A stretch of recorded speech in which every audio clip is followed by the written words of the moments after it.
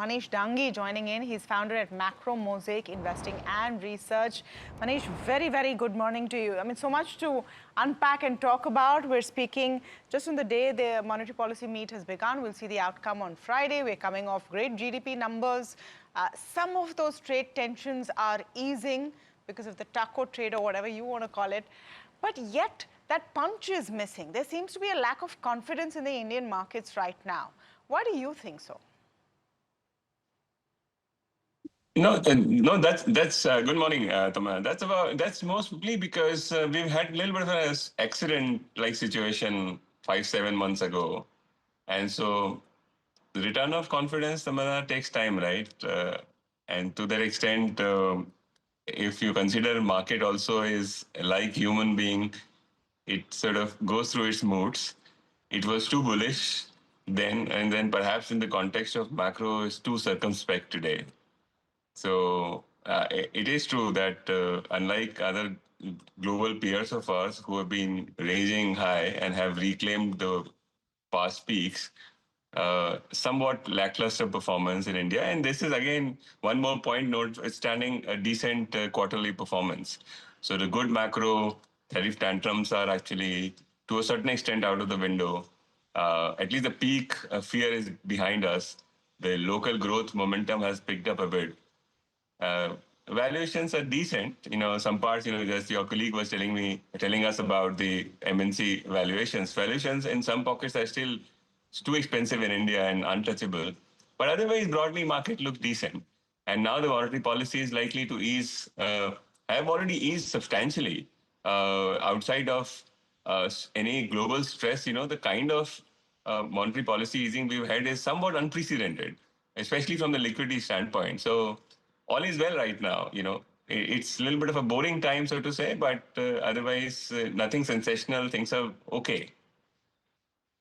This is where long-term investors dig in and make money. So all is well is good enough. It doesn't have to be sensational all the time. But I want to come in on what we're expecting from the RBI. And you make the point, Maneesh, that there already has been easing outside the policy. People are penciling in from a 75 basis point to up to a 100 basis point rate cut this calendar year. Do you think the time is ripe for that kind of push for growth? I'll give you a sort of a two-part answer to this. Just given the growth inflation context, the growth, given that it's actually picked up a bit, inflation, which is likely going to be 4% or below, mostly thanks to food inflation, you can assume that there is more space than what many are sort of anticipating. This 25 basis point cut is given. Likely another 25 basis point will come in August. But then you could also, moment you start to see that the growth accelerating again, not a sort of a very sharp way, but at least, it's not falling anymore and it's certainly sort of improving its margin. And in the context that the liquidity is raised so much, rates have come off substantially, and there is a lot of transmission happening, Tamanna, as we speak. All of this means that the case of substantial rate cuts beyond the 50 basis point has actually faded as we speak. Now that's the one part of the answer. Now the second part is the more interesting one, which is I call it Malhotra headset. First time, I don't know if you were in markets, but first time after Jalan, Bimal Jalan in 2003-4, India has a governor, and that's my view, of course, is reading of him, has a governor which actually is okay erring on the side of being excessively dove. So again, we don't know, but had Shaktikanta, Raghuram Rajan or Patel been the governor, we wouldn't have had the easing of the sort that we've had in the liquidity side. A sheer size of liquidity infusion, Ramana, just a half a minute, has been absolutely phenomenal. And that sort of has eased pressure in the financial markets, particularly in the credit market, dramatically. So in a sense, if you were to think of just from a personality standpoint, call it Malhotra headset, maybe this sort of he can tease you a little bit more by an additional 25, 50 basis point rate cuts. As I said, erring on the side of more easing and being I dovish. love it. Malhotra headset. And yes, Manish, I was very much around when Mr. Jalan was there. Though I'm not too excited about publicly admitting it, but yes, very much was. And yeah, I think that's going to be the big push of what the signal is coming from the monetary policy, something that the market is underestimated.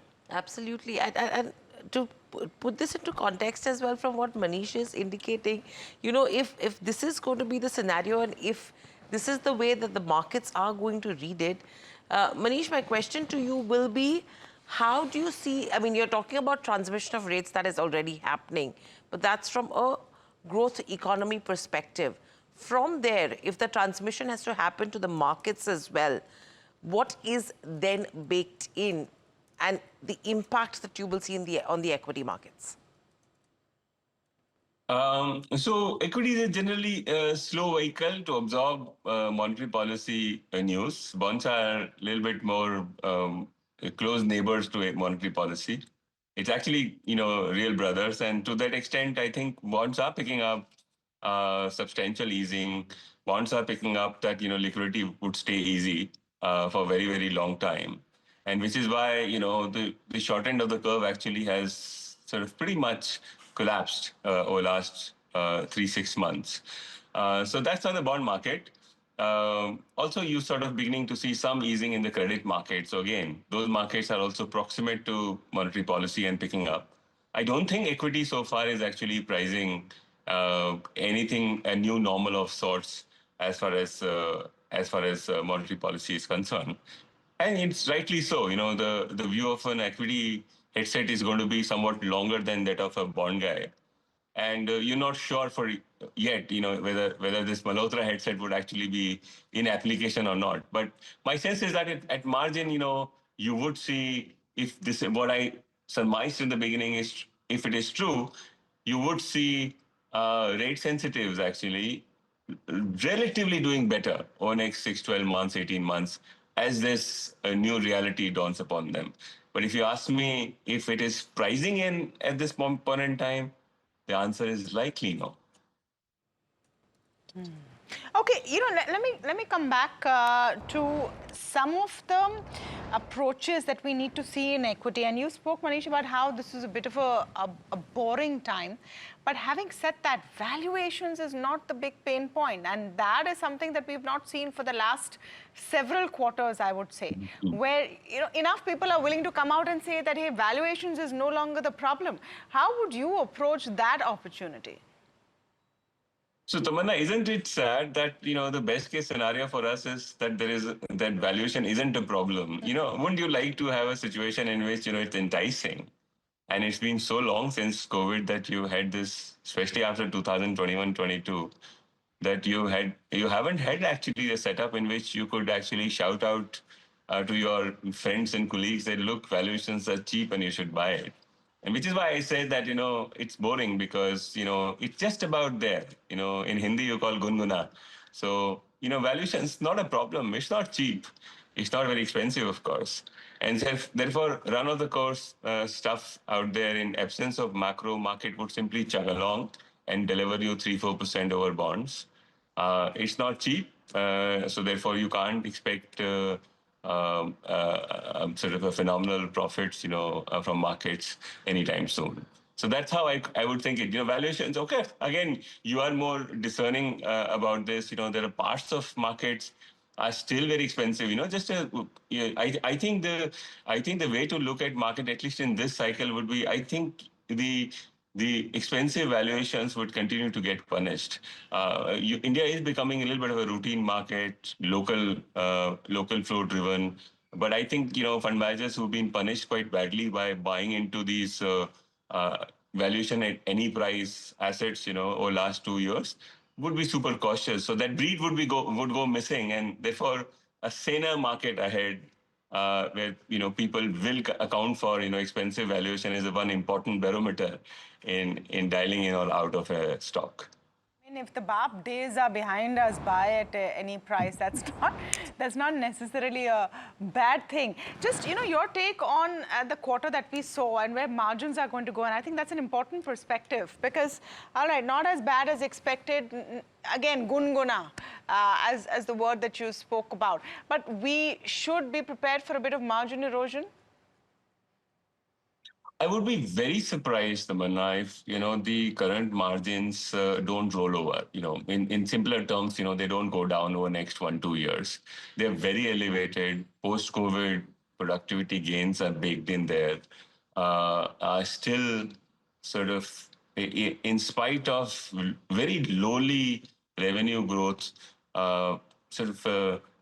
Diminish nominal GDP growth of about 10.5%. These margins, you really can't make arguments of these margins, sustaining for long. Almost certainly can't make an argument that, margins will actually expand from here. And so, which is why my base case is that even though the macro tailwinds sort of begin to appear on the horizon, growth begin to sort of look somewhat better than what I myself was expecting 6 months ago. And I was thinking that by Diwali, we would have flushed out the stress and, growth will begin to accelerate. We are in monsoons and we are doing all right. But in that setup, also, the current margins seem super elevated. And I see no fundamental reasons for them to sustain at this point in time. So I think the biggest enemy to stock markets over the next 1-2 years as to why it would not do splendidly well is going to be, I think, Tamanna, margins. Margins are very, very high. At 6% of revenue growth that we saw in 3,500 firms, the current, we're back to pre-COVID revenue growth trajectory, that we had for 7-8 years. Whereas, our margins are actually what they were, post GFC. So I think something doesn't, either the revenue begins to accelerate, which is less likely. I think, margins will roll over is more likely. So I think, yes, that's going to be an interesting point that we need to watch out for. But Maneesh, taking this point into consideration, which are the sectors from here on which you see could probably be the potential bets for FY26, taking into consideration a modest growth that we've seen in the fourth quarter so far? So, okay, my headset is it absolutely top down. I think that the stress in banking and financials, even the NBFCs actually, the liability was sort of ruptured. Interest rates were very high, liquidity stayed very tight for very long, and the NIMs compression were actually pretty significant. The large part of easing has not yet sort of converted into high NIMs, so the banking results weren't as impressive. But my sense is that in 3-6 months' time, it will begin to express. So I think that part of the business, purely, as I said, rate-sensitive business, I think would do decently well. I don't think in this cycle we're going to see major skeletons come out in terms of NPAs. And as the liquidity easing actually converts into lower deposit rates and reasonable NIMs, my guess is that, the financials actually will do all right. I think the other bet that in my mind, I would think is that in the whole AI led, productivity gains in the Indian tech, it is real that, a 10x engineer is becoming real, and I see it. I work with kids who actually do this, and my sense is that that is likely to unleash massive productivity boom in the Indian tech. So again, from a fundamentally, from a construct point of view, I think that part of the business has substantial tailwind. Largely driven by AI. Otherwise, business as usual. Expensive valuations sort of stay off or rotate back into anything which hasn't performed very well. Right. I don't think global growth is going to accelerate in a meaningful fashion, nor Indian. So it's a sort of, as we said, Gunguna setup in which these two parts could actually be the dominant part of your portfolio. Yep. And then rest, we can, every show, Tamanna, we can discuss, what to rotate into and out of it. Yes, that would be definitely useful. Thank you so much, Maneesh, for your conversations today.